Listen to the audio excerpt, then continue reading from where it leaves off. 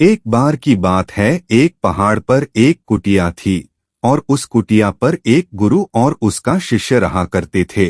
और उस गुरु को बहुत ही सिद्धियां प्राप्त थी और उनकी सिद्धि हर जगह प्रसिद्ध थी। वह वहां के लोगों में इतनी ज्यादा प्रचलित थी कि लोग उनकी शक्तियों से भली भांति परिचित थे। वह ध्यान में बहुत ही ज्यादा लीन रहते थे। कई बार वह दो तीन दिनों तक ध्यान में बैठे रहते थे, पर वह कुछ खाते पीते भी नहीं थे। उनके ध्यान की शक्ति की खास बात यह थी कि वह ध्यान करते करते भविष्य देखने में सक्षम थे। एक बार ऐसे ही वे ध्यान में लीन थे तो एकाएक देखते हैं कि अगले 8 दिनों बाद उनके शिष्य की मृत्यु तय है। और यह भविष्य देखकर वह अत्यधिक व्यथित हो जाते हैं और परेशान होते हैं। उनका ध्यान एकाएक भंग हो जाता और वह सारी बातों को सोचकर घबरा जाते हैं और वह सोच में डूब जाते हैं कि मेरे शिष्य के पास जीवन के केवल 8 ही दिन शेष हैं।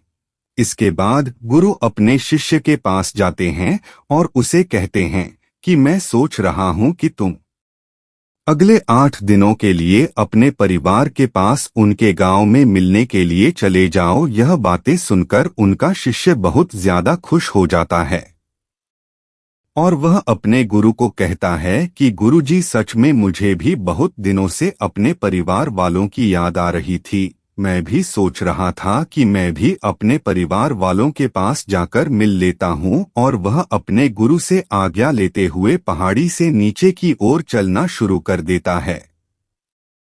लेकिन वह इस बात पर ध्यान नहीं देता है कि उसके गुरु की आंखों में आंसू आए हुए होते हैं। वह चलते चलते पहाड़ से जैसे ही नीचे एक समुंदर के पास पहुंचता है तो देखता है कि एक रेत के टीले के पास चींटियों का घर था और उस घर से बहुत सारी चींटियां बाहर की तरफ आ रही थी और बहुत सारी चींटियां अंदर की तरफ जा रही थी। चींटियां आपस में बार बार टकराकर अपनी दिशा को खो देती थी और उसके बाद फिर से इधर उधर चलना शुरू कर देती थी। यह देखकर उस शिष्य को बहुत ज्यादा आनंद आ रहा था, लेकिन वह एकाएक देखता है कि समुद्र की लहरें बहुत तेजी से उफान खा रही थी और शिष्य को समझ आ जाता है कि कुछ ही पलों के अंदर यह सारा पानी चींटियों के घर में घुसकर उनके घर को तोड़ देगा और इसकी वजह से बहुत सारी चींटियों की जान चली जाएगी। वह अपनी समझदारी दिखाते हुए अपने ऊपर वाले वस्त्रों को खोलता है और उसके अंदर रेत भरकर एक तरह की चारदीवारी उस चींटियों के घर के ऊपर बना देता है। चारदीवारी इस तरह से बनाता है कि समुद्र से आने वाला पानी उनके घर तक न पहुंच सके। साथ ही साथ वह अपनी समझदारी दिखाते हुए एक तरह की नाली बनाता है जिसकी वजह से वह समुद्र की तरफ से आने वाला पानी उस नाली में बहकर दोबारा समुद्र में जा सकता है। इस समझदारी की वजह से बहुत सारी चींटियों की जान बचा लेता है और आने वाली एक नाव में बैठकर अपने घर की ओर समुद्र पार करके निकल जाता है। वह अपने परिवार के साथ आता है और उसे पता भी नहीं चलता कि कैसे समय गुजर जाता है। वह अपना सामान बांध कर सोचता है कि अगले दिन मैं अपने गुरु के पास वापस चला जाऊंगा। अगले ही दिन में सुबह सुबह वह अपने गुरु के पास जाने के लिए निकल जाता है। वहां उसके गुरु कुटिया में बहुत ही ज्यादा दुखी होते हैं। उनको लगता है कि उनके शिष्य के 8 दिन पूरे हो गए, अब तक तो मेरा शिष्य इस दुनिया को छोड़कर जा चुका होगा। वह गुरु उसके दुख में होते हैं कि एकाएक वह देखते हैं कि कोई मनुष्य उनकी कुटिया की ओर आ रहा है।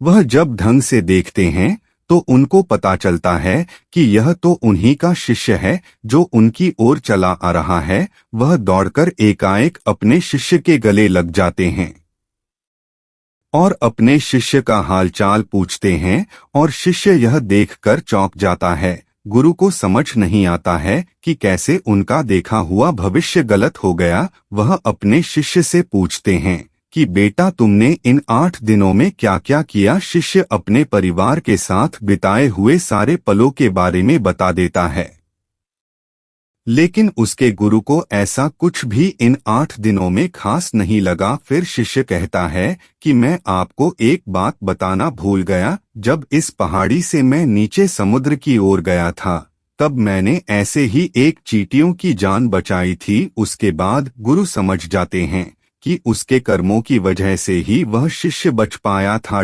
और गुरु एकाएक कहते हैं कि कर्म जरूर लौट कर आते हैं। तो साथियों, इस कहानी से हमें यह सीख मिलती है, जीवन में हमेशा ऐसे कर्म करो जो कि कभी लौट कर भी आए। तो आपका भला ही करें, हमारे कर्म हमेशा लौट कर वापस जरूर आते हैं।